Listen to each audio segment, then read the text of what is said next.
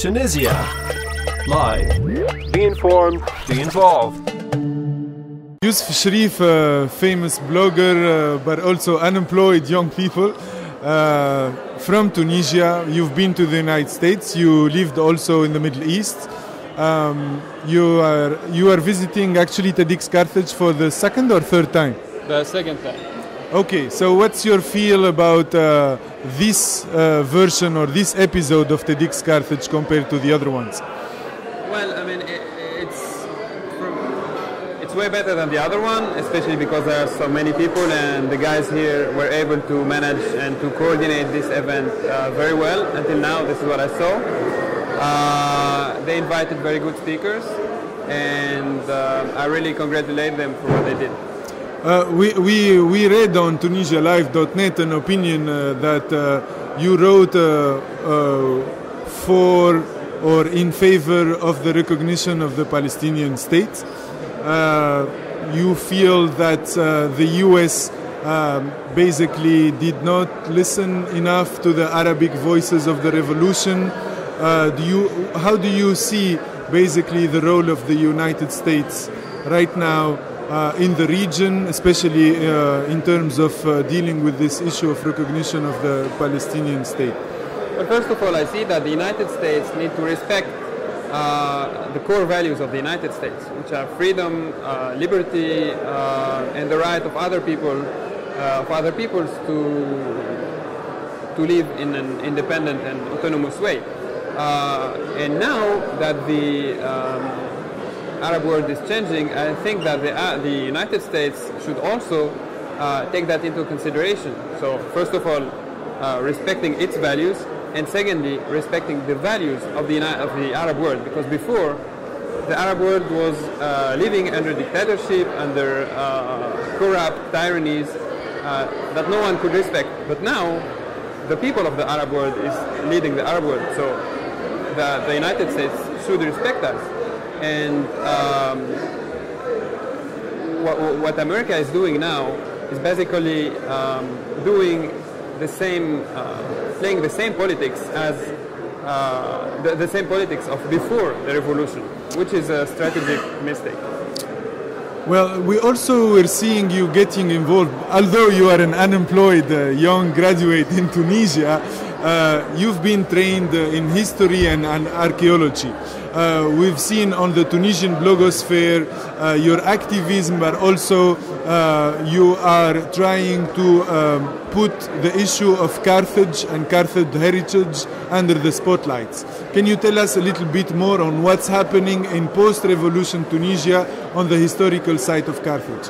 Well, I just have to correct that I'm one of those who talked about Carthage and the archaeology of Tunisia on the blogosphere, and one of many Tunisians who raised the issue of history and of archaeology and heritage, and Tunisian heritage in the media, etc.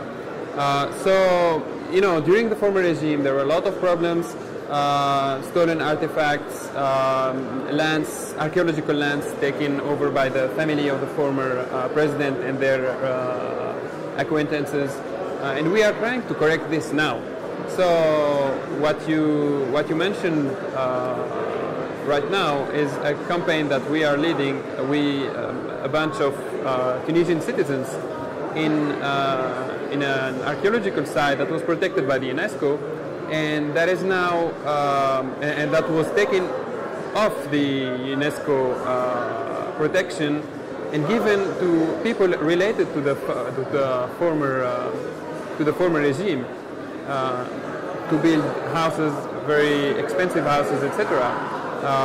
And we are trying to take back that land and give it and return it to the archaeological park. I'm seeing that you're doing this in the same way, in a very amateur way. Why don't you look for like support from international organizations or foundation to basically strengthen your fight against those real estate entrepreneurs who are loaded with money and with influence even in post-revolutionary Tunisia? The thing is that we are still a bunch of citizens, and this is bad and good.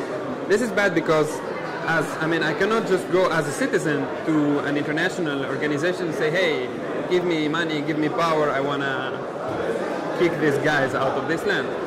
But also because we are citizens, and this is a very genuine reaction from citizens that won't brought us a lot of funds, but it is bringing the other people to support our case, and media, but also citizens, other citizens. So you're right. Maybe if we decide to gather ourselves in an association, maybe we will go and ask. Last question, and just on the same lines as Carthage, we know Libya has been freed and a revolution took place there. As a North African historian, are you worried for the treasures that are in Libya right now? Do you have any news on the situation around Leptis Magna and other Roman sites? Well, Libya has some of the most interesting archaeological sites in North Africa. And we heard that many fights took place inside Leptis Magna or Sabrata, etc., inside the sites themselves. And I heard that from people in the field that there are a lot of damages and that there is no protection at all. And actually people are protecting other people. And of course this is more important than protecting stones, but still for the future of the country, for a country that is writing its history now, because you know that during the last 42 years history was just distorted in Libya, exactly like what is happening in Palestine. History was distorted. So during the last 42 years history was distorted, and now Libyans are starting to write their history. So I think that it's very important that international organizations, either private or public organizations, should take firm actions in Libya and protect these sites. Are you willing to go there to lead an investigation? I will be glad to do that. Okay. Thank you, Youssef Cherif. Thank you. Available on tunisialive.net.